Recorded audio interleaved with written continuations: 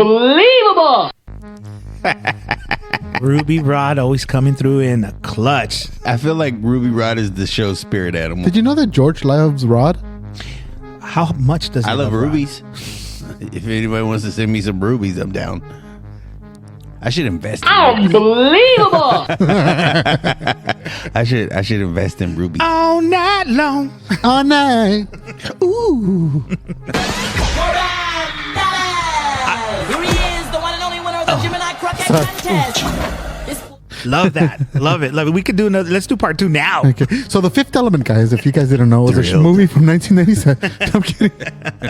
Thrilled. I want the alternate version of it with Prince as Ruby Rod. I wonder what that would have been like. Because remember when I said, like, Prince said, "Oh no, this character's too effeminate." Come on, Prince saying that. Woo. Yeah, dude, that's got to tell you something. It's probably the way it was written in the script.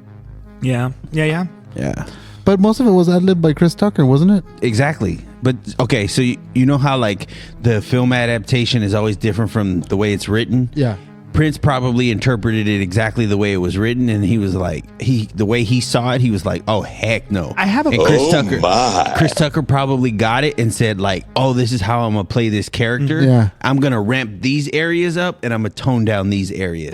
I have a question because with what what's his name? Oh my, Cat Williams. With all the Cat Williams stuff that happened like the past few weeks and the past month ago, it's become more prevalent, the idea of a black actor taking on drag, right, dressing as a woman, and how stigmatized that is, and how like it affects their career. Like there's this idea that if a black man dresses up like a woman for a career, it either means that they're a plant and that they're losing some credibility with their audience, and essentially it's a curse almost, right? Is that right, Doyle or Angel? Whatever. Hold on.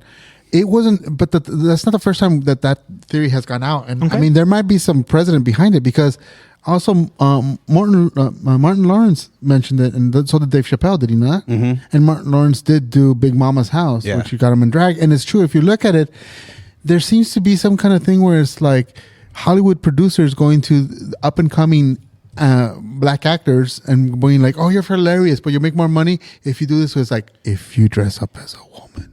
And here's the thing. It's got to be some kind of like It's power thing, or it has, or is this a juxtaposed because it's funny? It's a fun image to see a masculine black male being feminine. Is that what it is? That's what it is. But because there's roots of like slave masters, like there's stories of slave masters punishing their slaves by raping them, and it was a form of demasculinity. Like they would do it, they would tie down their slaves in front of all the other slaves, pull his pants down, and then rape him in front of everyone, because then like publicly now he's shamed. And so it's kind of like a public flogging to make a man wear a dress. Wait a minute.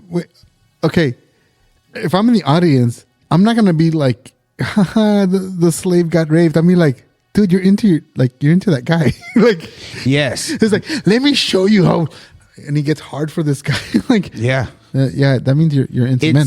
It's weird. It's weird because it's this weird thing where you're also afraid for your life. Like, this guy will kill you, so you can say that, and maybe you say this behind his back, but if he hears you and he catches you, he pulls you out into the middle of the yard and shoot you in the face or beat you to death. Yeah, I'm not talking to me as a slave. I'm talking like one of the like farmhands or something. Like someone else is like, "Hey, fucker, you're into fucking guys." Oh, well, that's not in some of the you're most just using an excuse. in some of the most egregious stories, they partake.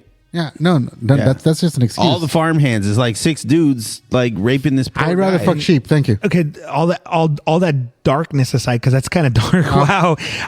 Literally. Yeah, really. What you mean, dark? Like actors dressing up. Like actors dressing up in women and in women's clothing is like as old as Hollywood. I mean, you have so many examples. Like, Older. Yeah, well, yeah. Tony Curtis and Jack Lemmon in Some Like It Hot. You had friggin' Jamie Farr in MASH dressing up. You know, you had remember Peter Scolari and Tom Hanks in Bosom Buddies. The whole thing was about them dressing up. Robin Williams. Yeah. Oh, and then of course, remember Dustin Hoffman in Tootsie. Yep. But it goes last back. one, Tim Curry in Rocky Horror Picture Show. No. Yes. But it goes much farther than that. Shut up. Shut your ugly face. But Tim Curry is a national treasure. He is a national treasure, but he's an ugly woman. Yes, he was. Well, I was aroused. But anyway, that's disgusting. go bro. back to Friendship over.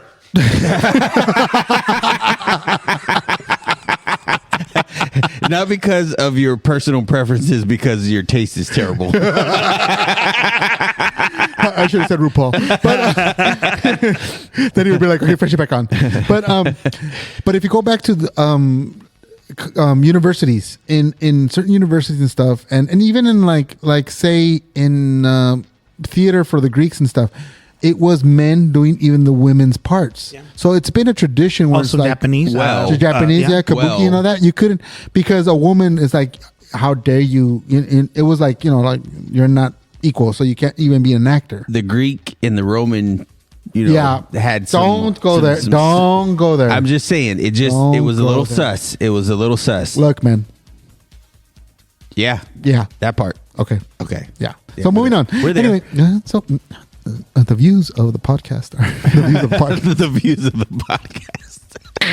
The views of the podcast are not the views of the podcast, but they are the views of the Ouchcast.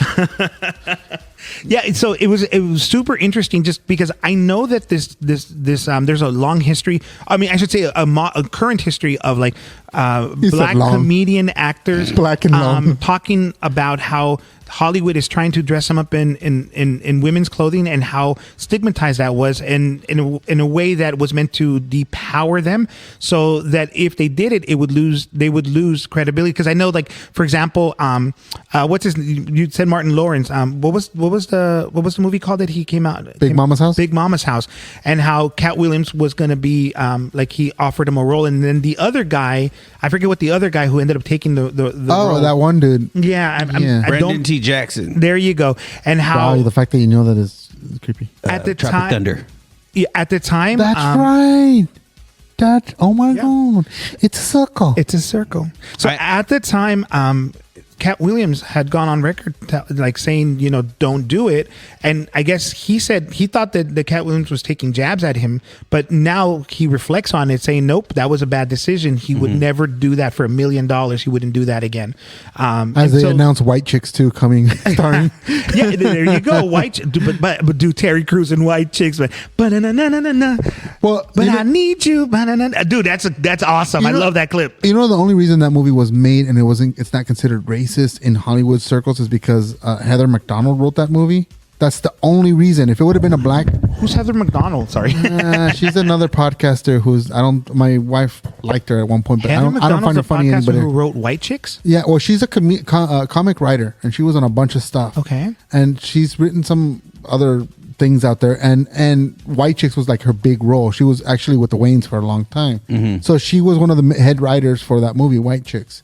So the only reason why it was like, okay, it's okay, is because a white woman wrote it along with the Wayne brothers. But I want to just talk about this for a second, because when a white actor does blackface, there's a right way and a wrong way to do it. When a black actor does whiteface, it's a right way and a wrong way to do it. Parody, humor, that's the right way to do things. When you are really truly stereotyping, that's the wrong way. You're going back to our first episode back. Yeah. Which is the We Are Back episode. Yeah. Episode 2. We are black. We are black. we openly talked about how comedy with good intentions is done in a joke is done in jest. Yeah. Good memory. You could that's exactly what you're talking about. Yeah. That was exactly my point on that episode as well, where it's like you can tell when someone is making fun of something with a good intentions, like, oh, it's funny because this is things that we all do or whatever. But then you could tell when there's someone like, yeah, ain't that right, you wetback? Ain't that right?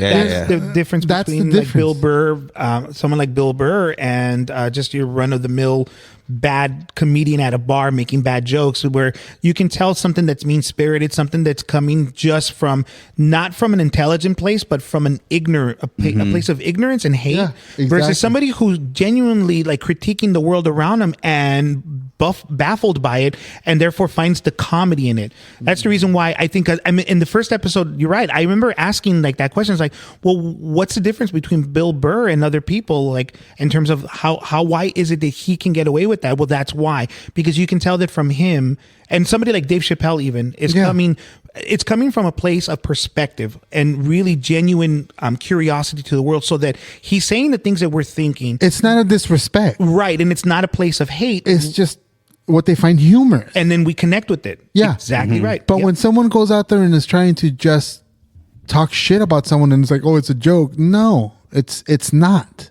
It's the exact reason why Chappelle felt conviction in doing the Chappelle show, because it was breeding ignorance. He didn't have a problem with white people who came up to him and were able to give like insightful commentary on, you know, next time I'll bring more monsters, by the way. the hard R family, you know what I mean? Yeah. The hard R family. shout out to Jerry. He wasn't upset about that. He was upset about the people who were ignorant, who were coming up to him talking about it, because they didn't get it. They didn't understand the social commentary and what he was trying to say and our reflection of human history. And I don't think Chappelle is really even saying that we need to change history and woe is me. Look at me, I'm such a victim. He's just saying, look at what it is and let's learn from it. And if you're not smart enough to understand that, then that's where you start to get into these areas of danger, because the ignorance only breeds more ignorance. If I'm promoting it to an ignorant person and then they're taking their nonsense and then elevating it turns into something political really fast, where, oh, look at these hard R's and look at what they're doing, they're all jigaboos and they don't get it and they got their pants sagging, and then like before you know it, but like you don't understand the culture, you don't understand where they're coming from, you don't understand who these people are or what their plight and what they've, you know, had to struggle through and why they are the way that they are. Sometimes you have to think about that and consider that. And so Angel, we were talking about like men in dresses, and I think it was Marlon who was like, dude, it's comedy. It's a thing. It's part of comedy. And I know that there's two sides to this story. There's moments where it's comedy, and there's moments where wearing the dress is like a humiliation ritual, as they would say in the conspiracy circles. Like it's a form of witchcraft, and they're saying like there's spells that are casted behind humiliating someone like this publicly. And it's because there's so many people who have been opposed to it that there's like a principle or something that we don't understand why they keep trying to get people to do it. And so like it's like, do you pre-plan before going into this movie? Like if I see it in the script and I say, hey man, I don't like this scene where I wear a dress, like why are they so opposed to you changing that, especially if you could come up with something better? Right. What did Chappelle say? I'm funnier than that, man. Like, give me something to do. Give me a funny line. Ba, ba, ba, ba. What am I, Milton Berle? You know, like it makes sense what he's saying, because he's saying I don't need to do the same thing that everybody else is doing. Right. But for whatever reason, they came back and they're so opposed to it.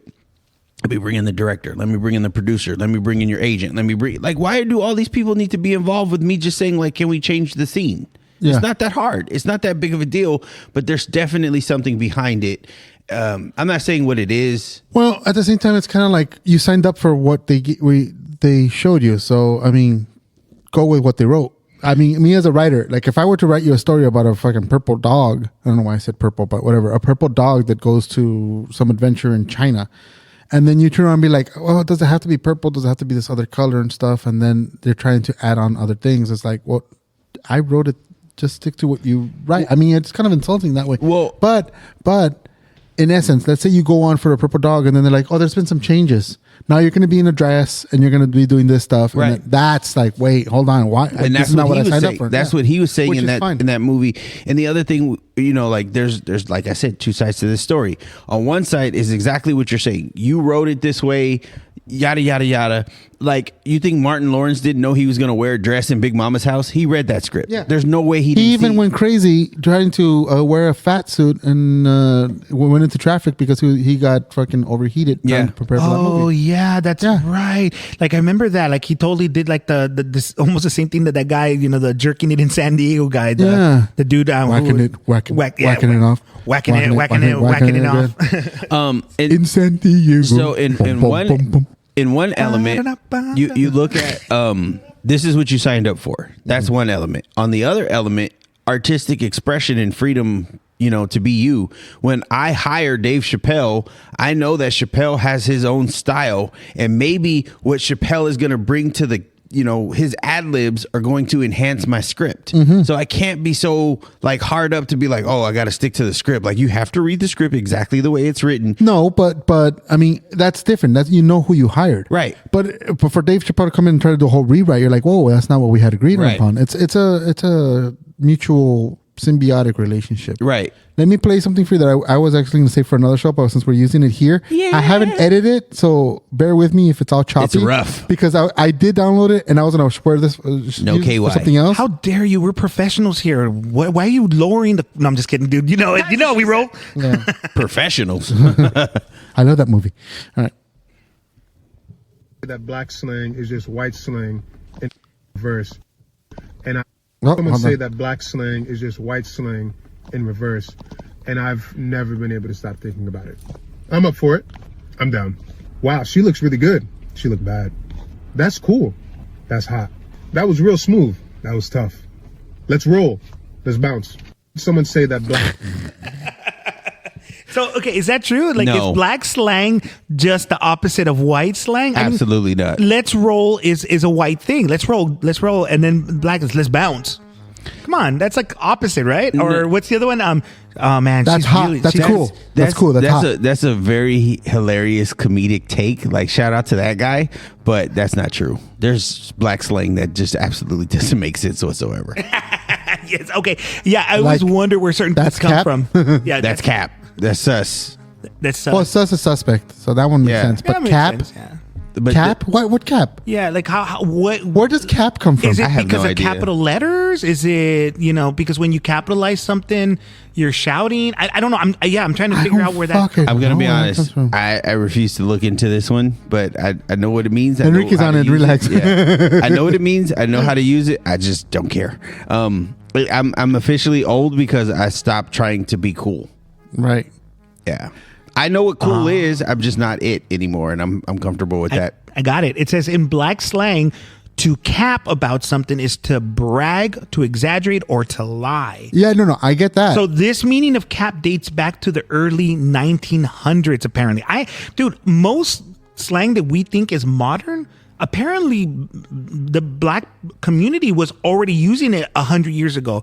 I want to bring 40 back years ago. I want to bring back the slang queer, I because never left. no, but it's a different meaning now. Now it's like like, oh, look, you a look person. queer. It's But a before thing. I want to use it how I used to be like, where's George? He's not here. That's queer. That's how I want to use it. Yeah. When's the last time we were able to use it that way? Well, 1940s. No, I mean in the 90s. I think in the 90s, queer was barely becoming.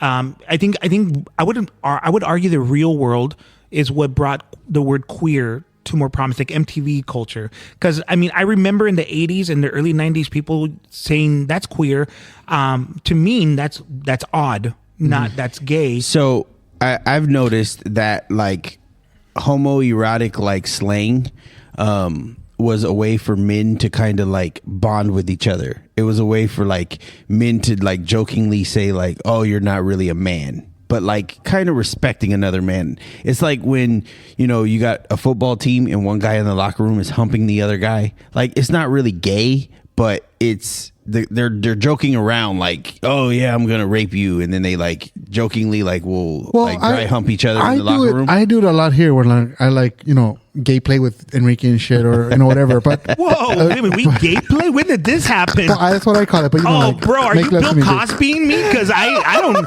I have no recollection of this. Shut up and drink your monster that I brought you. What's with that monster, bro? Oh, dude, there's a hole in the bottom. What? Why do you think yours is that different color that says sugar free, and then I brought him a rock star and me a regular? Well, I had to now tell I the know difference. that's a lie. There's all kinds of sugar in it in there, bro. You walk It's in not on sugar. Angel. You walk in on Angel. He's like, hold on, working with a monster. It's not sugar, but there's a lot of protein in that. Drink up. Oh gosh.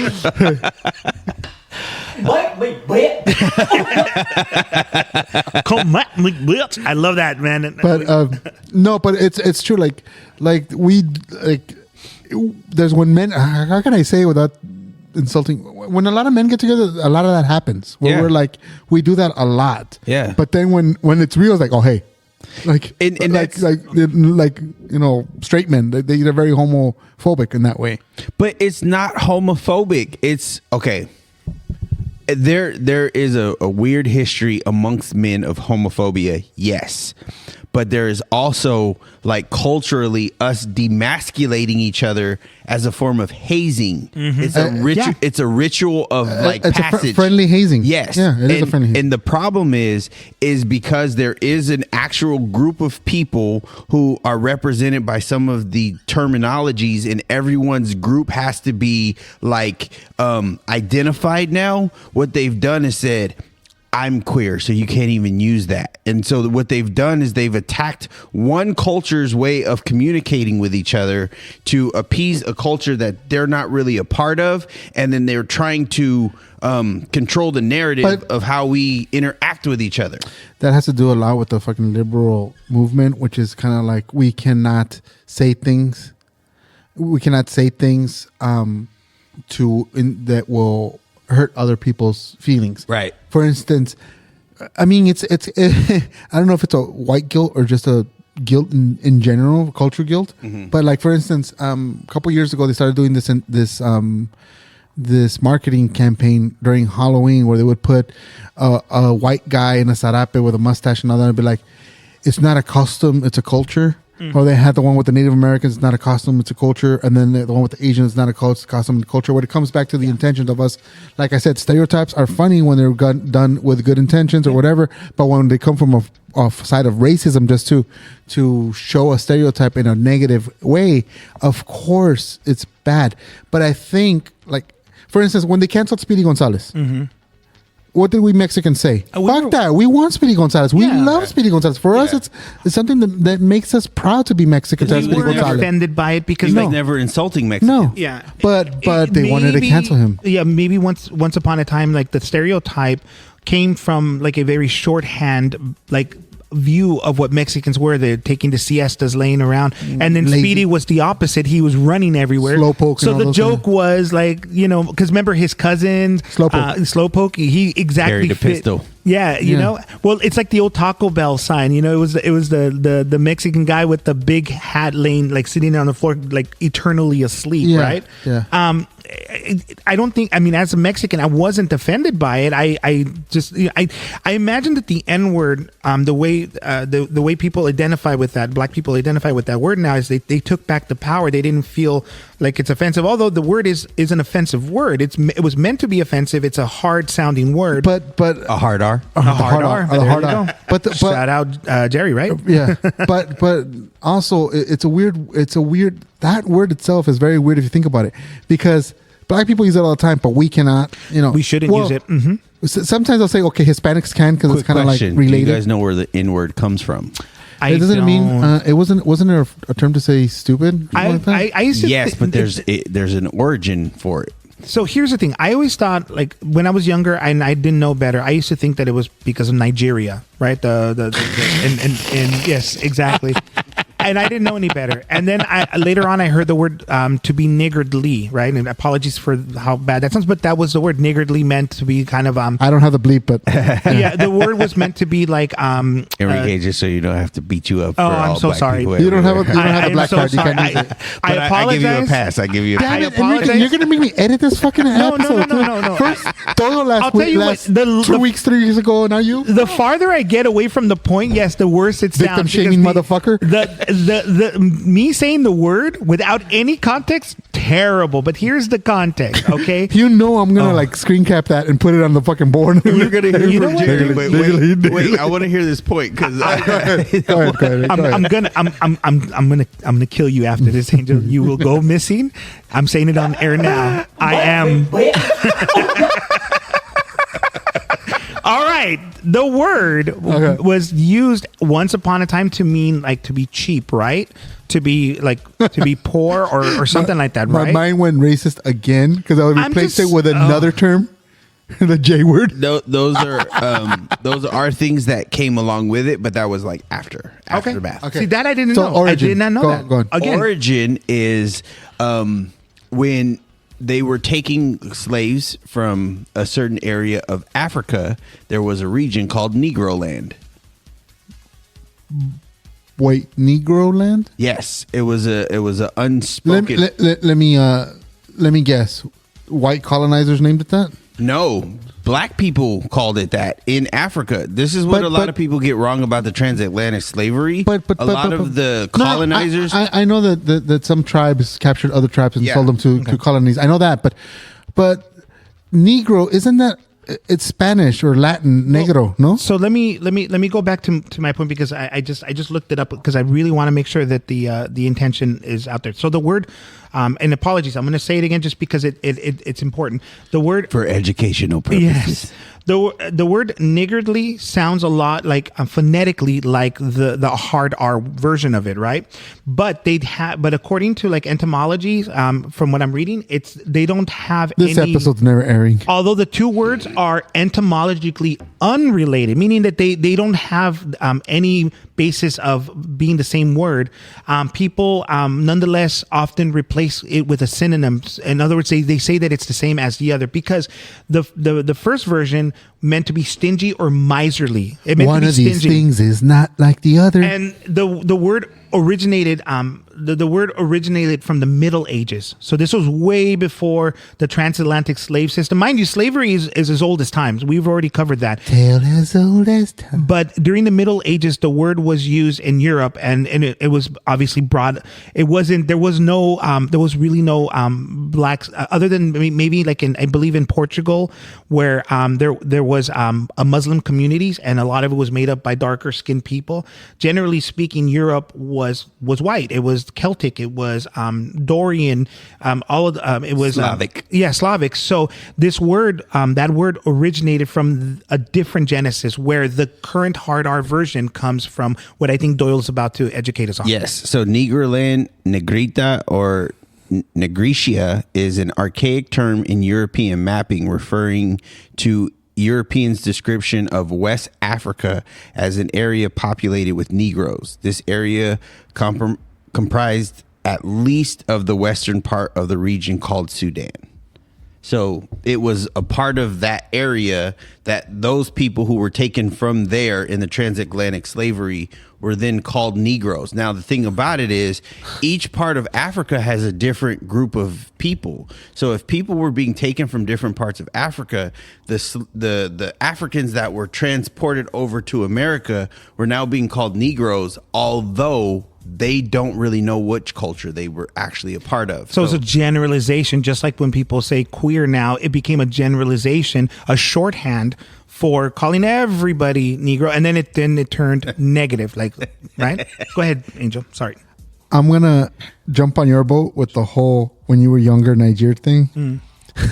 When I was younger, Sudan, I thought it was called Sudan because they sweated a lot. Okay. Because it was hot in Africa. Because in Spanish, Sudan is Sudan. Like they're sweating. Sudan. Están sudando. That's the stupidest thing I've ever heard in my life. You know what? I think Nigeria... but your Nigeria is a lot better. Nigeria makes perfect sense, but Sudan? Dude, when I was younger, I spoke more Spanish. So for me, está sudando. Okay, Sudan. but then you'll understand me. Están sudando. Tonto. No, but for honestly, Sudan. So in Spanish, Sudan, I'm talking sudando. So that sweat. And it's Africa. It's hot. So ergo ipso facto, it's called sweat. That's what I thought. Makes perfect sense. Still the stupidest thing I've ever heard. But funny. Por Sudan. But yet he listens to Ghost. A Ghost is dope. Ghost is dope. He said, "You watch your freaking mouth." Okay, get Ghost out of your mouth. Hey, okay, so let me read you one final statement. Again, it's gonna have the word Niggard, but guys, I want you to guess where this is from. Do you speak it? I want you to guess where this is from. Okay, the deep of night has crept upon our talk, and the nature must obey necessity, which we will niggard with a little rest. There is no more to say. Where's that from? A colonizer. Well, you know what? Ancestor of a colonizer. Enrique doubles down, doesn't he? Bro, William Shakespeare wrote this. You've been hanging out too much with the Jerry. Tragedy of the name Julius of this episode Caesar. is The Hard R. The hard R with Jerry. Guys, No. It's going to be like little J, little E, 2 R's, 2 R's, and then a Y. Let me just say this though, just so that I can. Let me just bring it back, and please, no interruptions on it because it needs to be very clear. It needs to be clear. We cannot use this word anymore. We should not be allowed to use this word anymore. It doesn't belong to us anymore.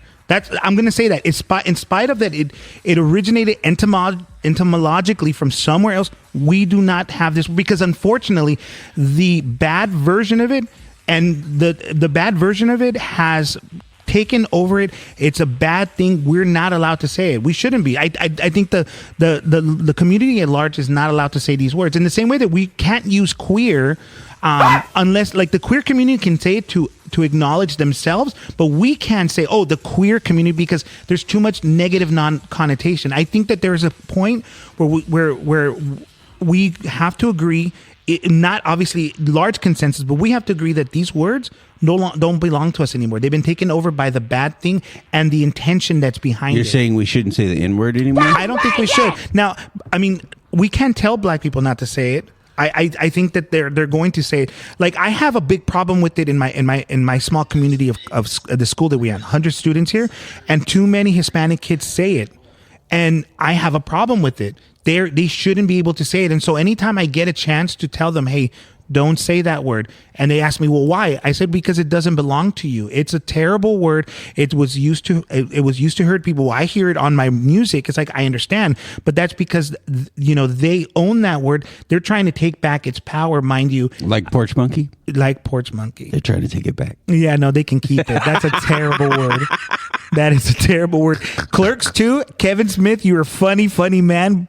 But curse you for bringing that into the common conversation. Because I never knew that word existed, that phrase existed, until Kevin Smith said it. I never knew that one of our episodes would just be a long beep. That is so weird. 1 hour long beep. Listen, I just want to give this episode a pass for the entire black community. Please air this in Black History Month. Please air this in February. It actually comes out Doyle March 2nd. Doyle of the black delegation. Doyle of the black delegation would like to give a pass. Wow. Well, I'm glad this comes out March 2nd. I'm really glad. Wanda Sykes would protest us. No, I'm just kidding. Wanda Sykes. Can you name this Out episode? of all the famous black people, Wanda Sykes is the one you're going to win. She would be the one to give the best take on this. She'd be like, I need you to name this episode Enrique Does Not Like to Use the N-Word. Okay, because I don't, all right? Please. Stop okay. demonizing me, Angel. I was just going to call it Enrique Says the N-Word, but okay. I mean... I wanna with a hard R. You're gonna die, Angel. You're gonna disappear. Enrique says the hard R. Enrique says the hard R.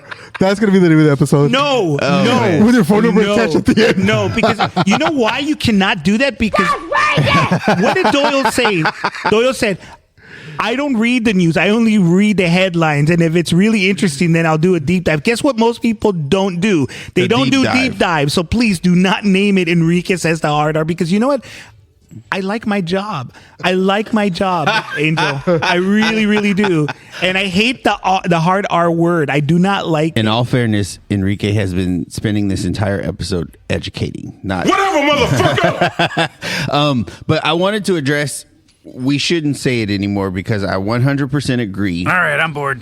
And the thing about it is that, like, in order to tell people not to do it, you're getting preachy, and then there's probably, like, whoever is saying it is going to get analyzed, and you better not have any sort of racial slurs in your vocabulary, and then you're on a high horse and all I'm saying is I'm taking the word beaner back. That's me. I'm a beaner. You know, I've never, like, I've said the word beaner to like as a joke, but I don't use it regularly. But I have said it as a joke to, like, my brothers, or I've said it to my friends who are in fact also of Mexican. I have a glass jar full of jelly belly, the jelly beans, and it just says beaner on it, because that's what I eat. I have a picture of it, actually. Okay, so the thing about it is we talked about context. We talked about, like, understanding the intent behind something. Mm-hmm. There are white people who get away with saying the N-word in front of a bunch of black people, and the black people don't do anything because they understand the intent.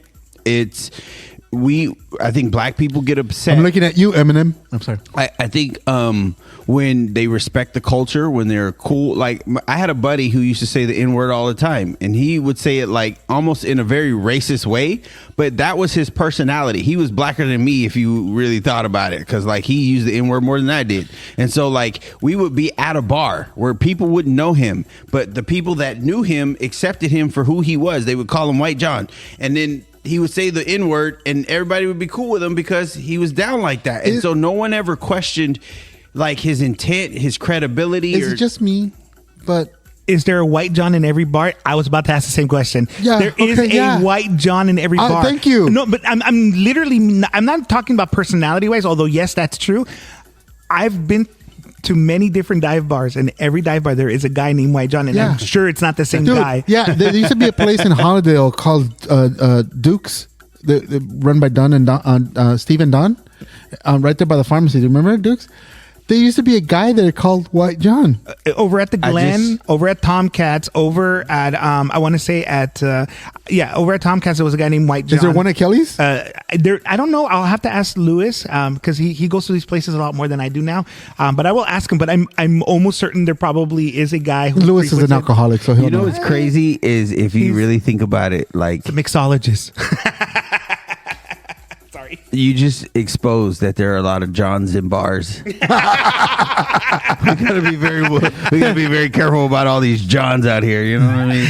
Oh man, we can't say anything, man. We're gonna get in trouble for everything now. That's why the views of the Ouchcast are very bad. Here's the thing: if they were gonna cancel us, we're like South Park. Where would you start?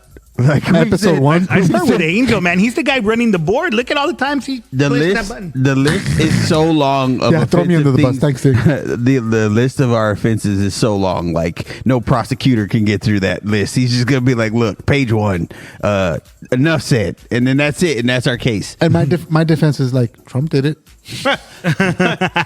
Yeah, he did it. He did it. It was Trump.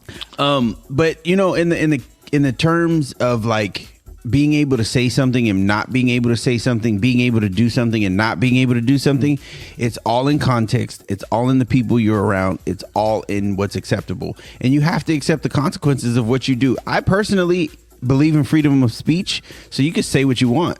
But I also believe if you're an a-hole, people have a right to smack you in the mouth for being disrespectful. There is a very clear distinction in there.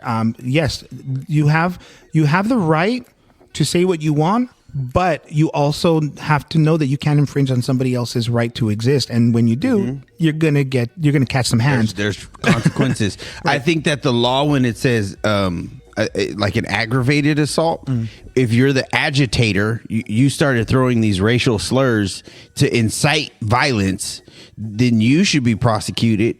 And I know like people are like, oh, you shouldn't commit violence. But like if the person's throwing a bunch of racial slurs, you're like, look, man, stop. And you don't stop. You keep going. He says, look, you got one more time to call me that, and then I'm going to smack you. Of course, that guy who commits the violence, everyone says you should just walk away. No, that guy needs to be taught a lesson, because if we let that go unchecked, then society just spirals out of control. Right. So here, I mean, I maybe it's not the same thing. You guys can correct me here, but as a teacher, I often have to mediate two people who are in an altercation of some sort that both were involved, but I have to distinguish between the severity of one versus the other, who started it, who didn't, who was worse in it. And both in some level have to get some form of redirection or feedback, or substitute all this for police, law. And I think you might have some similarity there. So what I'm trying to get at is I have a kid who, for example, has some headphones, and a girl who likes him takes the headphones out of his head and puts them on the side. He gets mad because he feels his space was invaded, so he smacks her on the shoulder. Mind you, these kids are, obviously at a different intellectual level, but nevertheless, they're both doing something bad. But one started it, one was worse. Then I need to punish both. I mean, punish is a bad word, but you know what I mean. Redirect both, and I have to distinguish with who started it, who was worse, but there has to be consequences nevertheless, because then there's going to be no lesson learned. So I imagine from a legal standpoint, that is a conundrum, because when the law works, and I think sometimes it does, not always. I think unfortunately there are more obvious examples of it not working, but when it does work, then there is equal, if not equal, there's definitely measurable punishments for the person who was the agitator versus the person who was the victim, even though both were involved in the altercation in some way. At least I would think so. I mean, that I feel like that, to your point, Doyle, that's kind of what it is. Yeah, I've had similar experiences like with my youth group at times. And I don't know if you feel like this, in your position as an educator, but sometimes I think education is better than correction. I think if we can 100%. Educate, then we don't need to correct. Or like, we don't need no education. Yes, we do. Have you been on TikTok yet lately? Yes, we do. And, we don't need no forget it here at Earth. We're down the rabbit hole. Please don't listen to our Pink Floyd episode. Ooh, go back to that one. Or we can just do it now. Hey, Doyle, did you ever listen to the episode? I did. Oh man, it wasn't that bad. It was pretty good, but wow, that was like an hour and 40 minutes of like Pink Floyd deep dive. We have an episode, and Angel's Dark. We have an episode that's an hour and 50 something minutes. Yes. Which one was that one? That was you and Enrique. No, that wasn't Enrique's. No, that one was like an hour 40. But there's one that was longer. When I was editing the last episodes, the one that one, your victim shaming ass. I took a quick dive because I was working hard on that, and then I noticed hard R, and I was like, what the. When did we record that? Yikes. Okay. And I actually started listening to it. It was actually pretty good. You said victim shaming. I want to point out something my wife pointed out. Why did she, if he was guilty? Oh my God. Why did she only complain when she didn't get her money? We talked about McMahon. We did talk about McMahon. Yeah, no, we did talk about it. Yeah. And we pointed it out. It's just, look, there's different, what he did was wrong. Yeah, absolutely. Yeah. And I mean, I'm not saying she's a fucking, in the arms of an angel, sure. Sarah McLachlan fucking thing. But what I'm saying is, she felt that was some sort of justice, where it's like, you did these things, I'm sorry, that's it, it's over, here is your compensation. Yes. But that compensation never happened. It's like E. Jean Carroll with Trump. She just won $83 million fucking dollars from the dude, right? Mm-hmm. That's her compensation. That's the capitalist form of justice. But is it true justice? No. Okay. But that's the true form of justice. Okay, so I feel like you're sort of like mixing up some metaphors there, because the reason the punishment has to be a money value to it is because it's difficult to quantify like the actual hurt and damage that was done to her, right? Because we're talking about some abstract thing, right? She wasn't. She didn't get $85,000 because she was raped. That's not why she got it. She got it because it's shut up money. Well, no, she got it because what they found was that he did. I don't remember the exact term that was used, but that defamation. She got it for defamation, meaning that after the case, he kept on talking, and he kept on making fun of her. So she got paid for the defamation and the hurt that was done to her. That is a completely different thing. And unfortunately, yes, the law is very limited in what it can do when it comes to giving justice for those type of things. Like imagine like a person who gets raped and then they get money for it. Like that's a very terrible, hard thing to really wrap your head around. But the law's not perfect, and neither is our reformation system, neither is our punishment system. I just don't know how else to fix that. I wouldn't know how to do that. Better defamation than defecation. And that's after Angel just showed us a picture of like OJ with a hamburger helper glove. Yeah. That's just all kinds of wrong, guys. But here's the thing. The perpetrator is not being punished for what they did. They're compensating for what they did too. Okay. So it's not a punishment to, especially if this person is a billionaire. Okay. If you are a murderer, you should be punished for murdering, not you're paying out the family as some sort of consequence, a side consequence to your actions, because then your actions don't cease. And that's where my wife is not against this girl in her case. She wonders why she waited until she didn't get paid to say something. Why not say something when the action went down like Ashley Mazzaro did? When Ashley Mazzaro complained about it, she was complaining about the action that took place so that it was public knowledge and that it would stop, and that the perpetrator would be punished for their actions so that they were stopped. Not that she was looking for compensation to say, well, this makes me feel better. And that's the question that I have. And I'm saying, I know it sounds like victim shaming, but it's not so much victim shaming. It's transparency, because we know that there are people who know the reputation that this could happen. They know up front what they're getting themselves into, and they go in well knowing like this is probably gonna, they play a part in it to a certain degree. And then when it goes down, is it a heinous crime? Abso-freaking-lutely. So I want to ask this. I'm sorry. I didn't mean to cut you off, Doy. Apologies. It's okay. You wouldn't be Enrique otherwise. No, I've been very good about not interrupting. In all fairness, we do that to Enrique all the time. True. I've gotten, by the way, behind the scenes, I've gotten these little strategies I've been doing. Like I'll lean back on my chair away from the microphone in order to just kind of like to show you that I'm giving, like you guys like the ear so I can listen. I really want to listen to what you guys are saying. And then I'll try to lean in so that I can kind of signify like, hey, I want to say something, in the hopes of not doing that, because I think that we're better when we're like bouncing like ideas off each other as opposed to like talking over each other. Let's bounce. Let's bounce. Let's roll. Like the white people would say, let's roll. Anyway, sorry. All right. So I want, we forgot my point. No, I get it. Okay. Andrew Tate, asshole is fully going, like he's fully going on a rant about Vince McMahon, supporting Vince McMahon, making a similar point that you're making. I hate to compare you to him, but making a similar point, except, he's doing it the Andrew Tate way. He's basically calling the female, the females, they're doing these allegations, calling them gold diggers, and saying that all they want was money. Another soft R. Another soft R, yeah. I ain't saying she's a gold digger. So my question to you, because Doyle, you keep with this a lot more. I mean, how do you truly feel about that? Because I mean, Vince McMahon and I forget the other guy's name need to be brought to justice.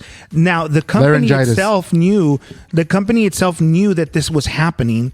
That's already coming out in the current wave of allegations. And ultimately, is WWE as a brand completely going to get hurt by this? Because oftentimes it is money that talks. Are they going to get hurt by this? Nope. So what's going to happen? What is your guys' take on it? Go ahead. Well, okay. So I think the perspective that us as the public are coming from when we ask these questions is we have questions. That's what it is. Because like I said, the victim here is not, she didn't speak up to stop the crime. She spoke up to get the rest of her money. That's the thing that we're asking the question for. And it sounds like victim shaming, but we just have questions. We're not questioning whether the action happened or not. We're asking what was her motive for coming forward. Because unfortunately, she's not this noble hero who was trying to stop this tyrant. She's basically a gold digger who was trying to get paid. And that's fine. If whatever brought this to light, I don't really care as long as it stops. But obviously, I don't want to make this woman a hero if she's not a hero. You know what I mean? I don't think anyone's making her a hero. She's just the victim of it. Yeah, that's all it is. And no one said she's like a innocent party completely. We're just saying is like that's fucked up what happened to her, and that's it. But that's also part of the reason why, because there's going to be like a feminist who's like, look what happened in Janet, and then like they're gonna Janelle, Janet, whatever, Janet Jackson, Jasmine. But no, Miss Jackson, Mr. Nasty. I say that because I think she's justified in coming forward. I don't think that there's anything wrong with that. I think she is allowed to speak up. I just wonder why, like with these hush money scandals, like why is it that people wait so long to come forward? You know what? I'm gonna backtrack and kind of like say this with a caveat, because this can be very insensitive to the victims, because I know that like their testimonies get oppressed and then they walk away with nothing, and you just figure like, F it, I should just get what I can because I'm not going to get anything. But like, can I I think it all boils into the Me Too movement, like where so many people like had these experiences and they did say something and nothing came of it. So they took the money, and I don't want to. I'm bringing this up like because as a society we should talk about it. We should address it so that we can avoid this thing happening. Some of us have daughters, and if we got daughters, how do we protect them if we don't have these conversations? You know, because my first instinct is I would go down to WWE and shoot Vince. My first instinct is that for $3 million, he can shit on my back all he wants. Yeah, yours, but yeah, mine. Your and daughter. I'm done. No. My daughter's staying with my daughter. You'd kill him. We come for your daughter, Chuck. Yeah, we'd drag him out and beat him in the streets. But that's just where my questioning comes from, and I want the public to think about it like intelligently so that we can grow, that we can learn. I don't want to just like. I mean, Vince is a heinous monster from all the stories we're hearing, and it's just getting worse and worse and worse.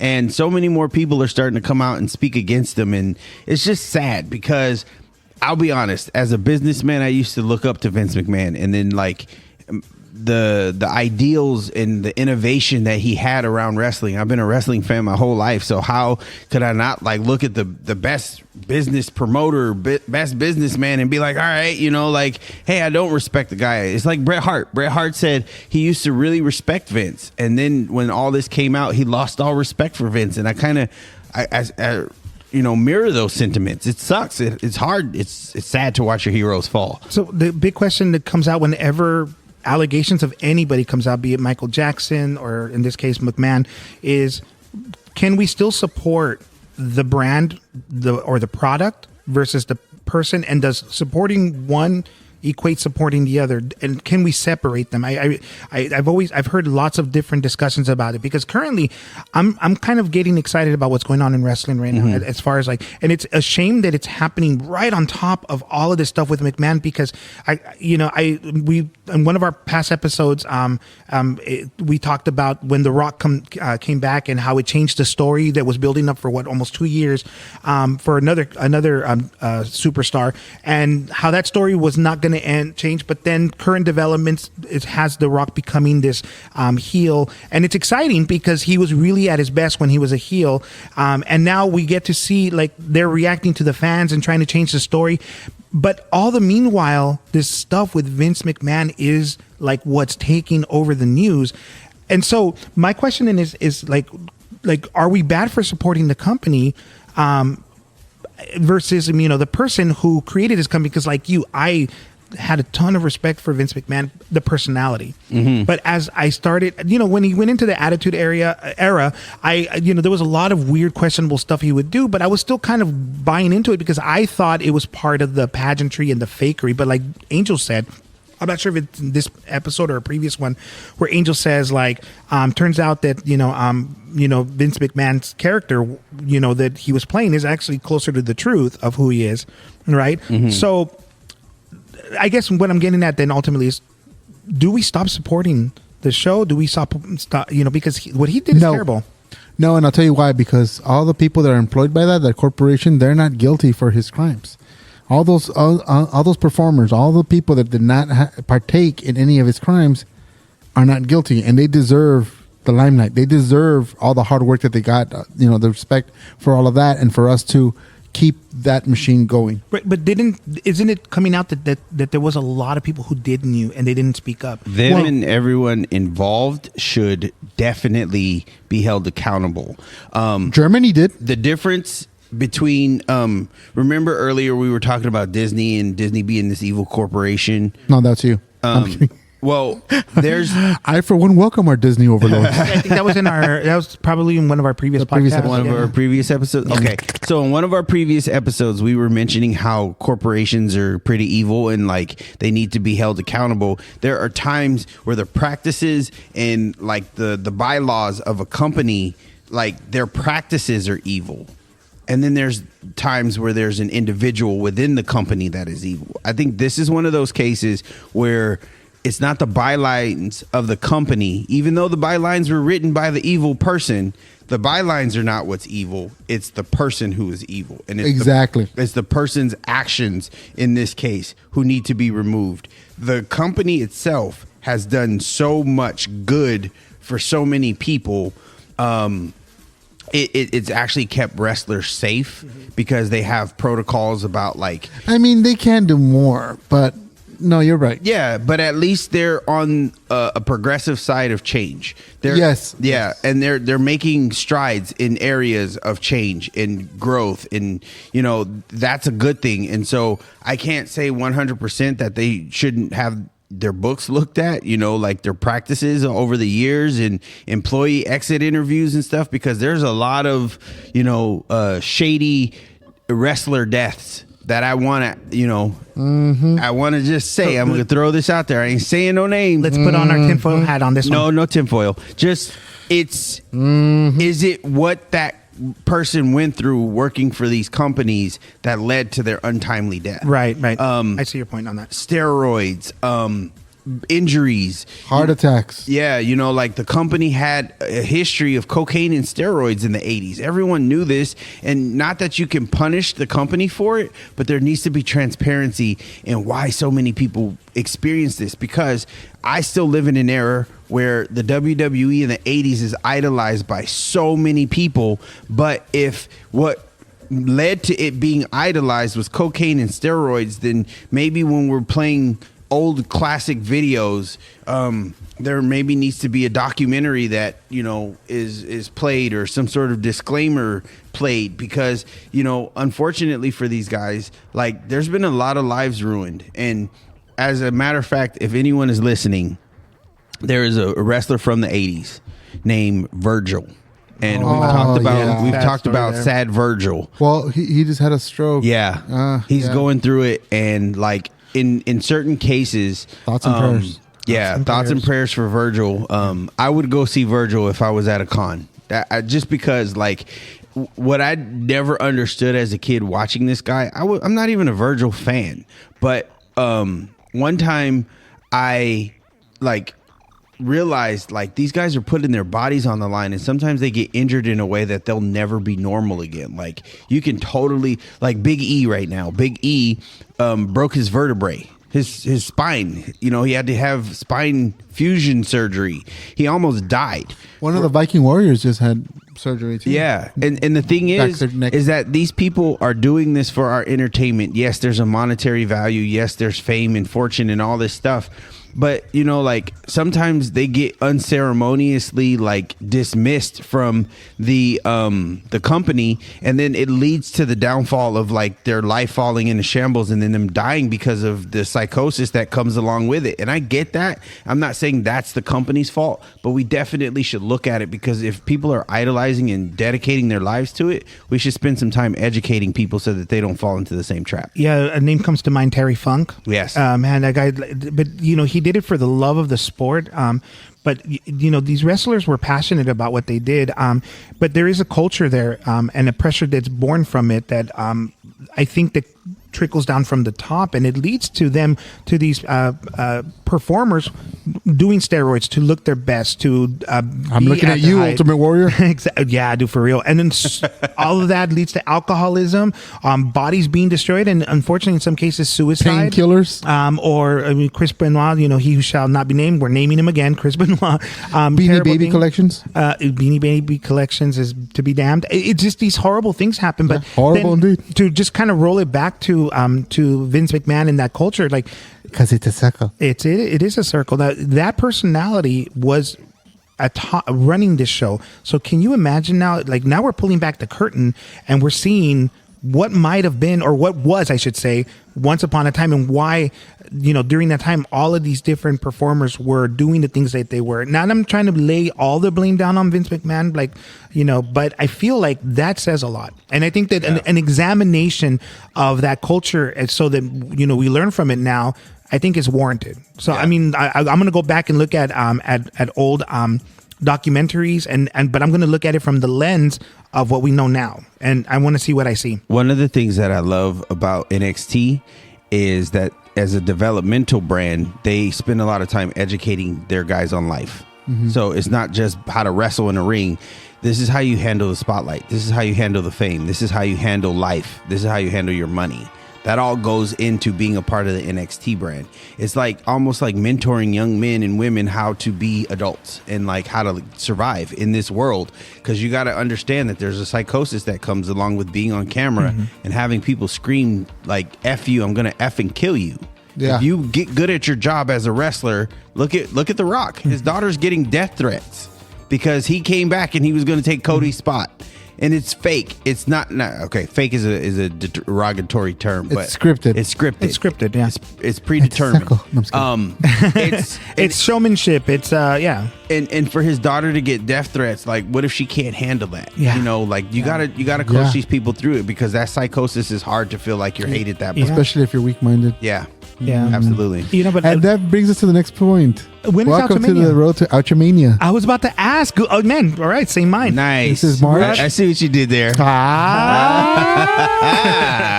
The last week of March is when Ouchamania 3 comes out. Can't wait for that. Like I'm looking forward to like the wrap up of all these stories, or at least the build up, because I know there's so much happening right now in wrestling. Like look our slow climb into becoming a full on wrestling podcast. I mean, I don't know that I'm smart enough for it, but I do love these conversations about wrestling because I just I'm excited that there's a ramp up to all of this, and I think that the communities are really building up.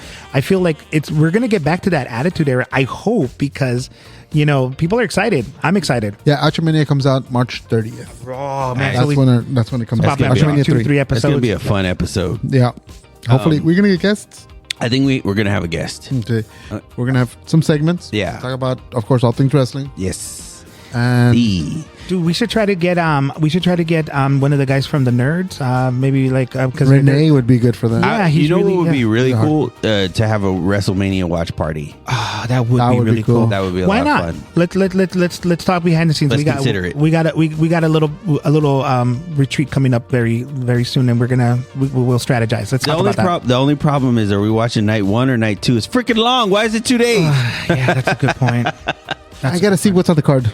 Yeah, it's. But we want to see Cody, right? I wanna see Cody. That's night 2. We just want. That's night 2? Are Cody we Banks? WrestleMania watch party on night 2? Night 2? Yeah. Night 1, night 2? So we night can Night all, 2, man, night so 2. so we I'll do can be night all 4. those nerdy guys on the internet who are watching wrestling and they're like, "Oh my god, it's still out of me!" How? Do it again? I can't do that. Doyle? Oh my god, they killed Kenny! You bastards! Go to if you are ready for the road to Ouchamania, go to www.ouchcast.com. Make sure you use that phone number. Make sure you use that link that says "Listen Now," and just check us out, man. You'll love it. You'll love it. Enrique? If you smell what the Doyle is cooking.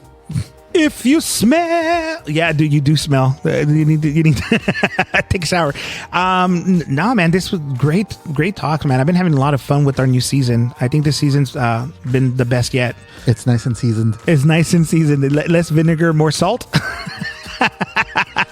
See how things are better without George? Only if it's pink Himalayan. Oh man, we miss you, George. You need to be here for the Ouchamania, my guy. We got to do it. Or not, whatever.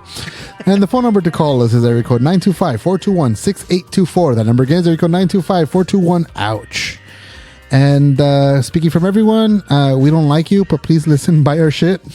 And remember, never make eye contact because Doyle is victim shaming. Good night, everybody.